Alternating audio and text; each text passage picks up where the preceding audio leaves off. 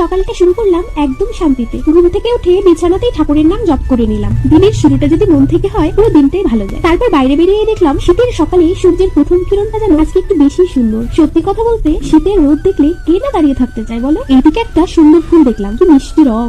আচ্ছা, এই ফুলটা কি পুজোতে দেওয়া যায়? কেউ জানলে কমেন্টে জানিও। এরপর পুজোর ফুল তুলতে গিয়ে একে একে সব ফুল তুলে নিলাম। নরম সকালের আলোয় ফুলগুলোর রং আরো বেশি ফুটে উঠেছে। ও হ্যাঁ, আর এটা দেখো, ড্রাগন ফলের বীজ থেকে আমি চারা উৎপাদন করছি। এখনো ছোট আছে, তবে বড় হলে তোমাদের সঙ্গে আবার শেয়ার করব। ঘড়িতে ঠিক 7:45 বাজতেই আমি ঢুকে পড়লাম রান্নাঘরে। তার আগে আমাদের বাগান থেকে কিছু লঙ্কা তুলে নিলাম, একদম টাটকা টাটকা। ওভেনটা একটু ক্লিন করে নিয়ে তারপর রান্না শুরু করলাম। আজ রান্না করছি ডাল আর চিকেনটা মা আগেই রান্না করে রেখেছে। রান্না হয়ে গেলে আমি শান্তিতে বসে খেতে শুরু করলাম।